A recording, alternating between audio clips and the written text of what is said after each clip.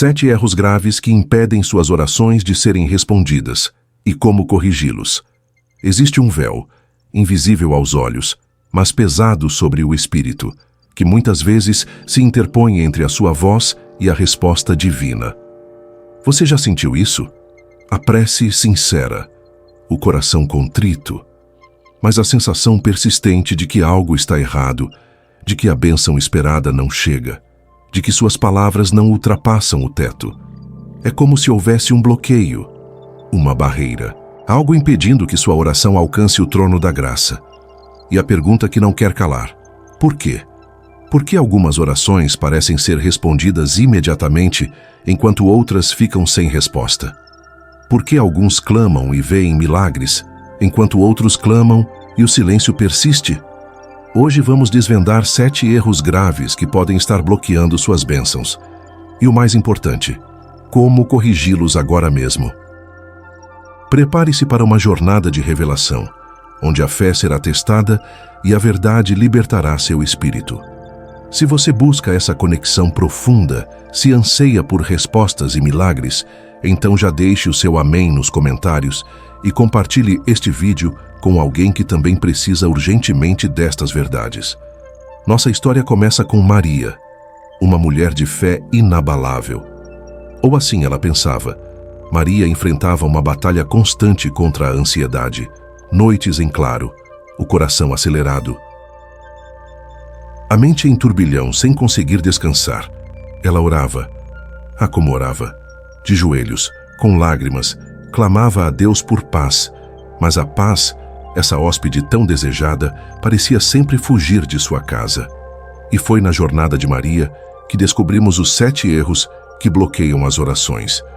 Erros que talvez você também esteja cometendo sem perceber. Erro 1. Oração sem fé genuína. O primeiro erro de Maria, e de muitos de nós, era orar sem fé genuína. Ela orava por obrigação, por desespero. Mas no fundo, uma pequena semente de dúvida teimava em florescer. Será que Deus vai me ouvir mesmo? Será que Ele se importa com o meu problema? Será que isso vai funcionar? E a Bíblia é clara sobre isso. Tiago 1, 6, 7 diz: peça-a, porém, com fé, sem duvidar, porque aquele que duvida é semelhante à onda do mar, que é levada pelo vento e lançada de uma para outra parte. Não pense tal homem que receberá do Senhor coisa alguma. Maria pedia, mas duvidava, e a dúvida anula a oração. É como plantar uma semente, mas no dia seguinte, desenterrá-la para ver se germinou. Você destrói o processo. Como corrigir isso? É preciso alimentar a fé com a palavra. Romanos 10, 17 diz: a fé vem pela pregação e a pregação pela palavra de Cristo. Mergulhe nos Salmos, nas promessas de Deus. Declare-as sobre sua vida. A fé não é um sentimento vago, é uma decisão baseada na verdade divina. Comece a crer, não apenas a pedir. Erro 2. Oração vazia de arrependimento. O segundo erro, intimamente ligado ao primeiro, era a oração vazia de arrependimento.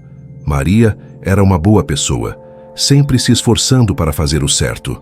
Mas, como todos nós, carregava pequenos pesos, mágoas não resolvidas, orgulhos ocultos, pecados que ela considerava pequenos demais para importarem. Ela orava pela ansiedade, mas não pedia perdão por aquela palavra ríspida dita ao marido na semana anterior, ou por aquele julgamento apressado sobre a vizinha, ou por aquela mentira branca que pareceu inofensiva. E Isaías 59:2 é claro: mas as vossas iniquidades fazem separação entre vós e o vosso Deus, e os vossos pecados encobrem o seu rosto de vós, para que não vos ouça. O pecado não confessado cria uma barreira, um véu entre você e Deus. A oração eficaz começa com um coração limpo, um espírito humilde que reconhece suas falhas e busca o perdão. Não se trata de perfeição, porque ninguém é perfeito, mas se trata de sinceridade. Como corrigir? Antes de apresentar seus pedidos, faça uma pausa. Peça ao Espírito Santo que revele qualquer pecado oculto, qualquer área que precise de arrependimento. Como diz o Salmo 139, 23, 24. Sonda-me, ó Deus, e conhece o meu coração. Prova-me e conhece os meus pensamentos. Vê se há em mim algum caminho mau e guia-me pelo caminho eterno. Confesse, arrependa-se e receba o perdão. Sinta o peso saindo de seus ombros. Erro 3. Oração egoísta ou focada apenas em si mesma. O terceiro ponto cego na vida de oração de Maria era a oração egoísta. É natural orarmos por nossas próprias necessidades, afinal, somos humanos. Mas Maria percebeu que suas orações eram quase um monólogo. Senhor, tira minha ansiedade. Senhor, me dá paz. Senhor, resolve meus problemas. Ela raramente intercedia por outros, por aqueles que sofriam mais, por sua igreja, por sua nação, por missionários, por enfermos. E Filipenses 2:4 nos exorta: não tenha cada um em vista o que é propriamente seu, senão também cada qual o que é dos outros. A oração não é apenas um canal para receber, mas também para dar. Quando intercedemos por outros, abrimos o coração de Deus de uma forma poderosa. Tiago 5,16 diz: orai uns pelos outros para que sareis. Como corrigir? Inclua em suas orações pedidos por amigos e familiares, líderes espirituais e políticos, missionários e evangelistas, enfermos e necessitados, sua igreja e sua nação. Sinta a dor do próximo e leve-a ao Pai. Você descobrirá que, ao orar pelos outros, suas próprias necessidades também são atendidas de maneiras surpreendentes. Erro 4. Oração sem persistência. O quarto erro sutil e perigoso era a oração sem persistência. Maria orava pela sua ansiedade por alguns dias, talvez semanas. Se não via uma mudança imediata, desanimava. Acreditava que Deus não ouvira, ou que sua fé não era suficiente. Ela esquecia a parábola do amigo importuno em Lucas 11, onde Jesus nos ensina a persistir, a bater, a pedir sem cessar. E Lucas 18:1 nos lembra: Jesus contou-lhes uma parábola para mostrar-lhes que deviam orar sempre e nunca desanimar.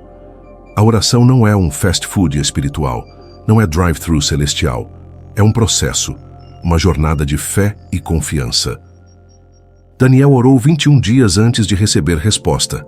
Daniel 10. Ana orou anos antes de ter Samuel.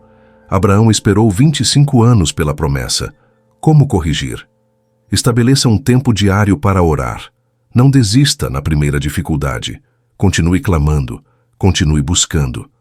Lembre-se que Deus trabalha no tempo dele, e nem sempre da forma que esperamos. Gálatas 6:9 nos encoraja: e não nos cansemos de fazer o bem, porque a seu tempo ceifaremos, se não desfalecermos. A persistência é a prova da sua fé. Erro 5. Oração desacompanhada da palavra. O quinto erro que muitos nem percebem é a oração desacompanhada da palavra. Maria orava, mas sua Bíblia ficava muitas vezes fechada, empoeirada, esquecida. Ela pedia a Deus, mas não permitia que Deus falasse com ela através de sua palavra. A oração é uma via de mão dupla. Nós falamos com Deus e Ele fala conosco através da Escritura. Hebreus 4:12 diz: porque a palavra de Deus é viva e eficaz, e mais penetrante do que qualquer espada de 2 gumes, e penetra até a divisão da alma e do espírito, e das juntas e medulas, e é apta para discernir os pensamentos e intenções do coração. A palavra fortalece a fé, dá direção, revela a vontade de Deus. Orar sem a palavra é como tentar navegar no escuro, sem bússola. Você fica perdido. Como corrigir? Faça da leitura bíblica parte integrante de sua vida de oração. Medite nos versículos. Deixe-os permear seu espírito. Baseie suas orações nas promessas de Deus e veja sua fé crescer exponencialmente.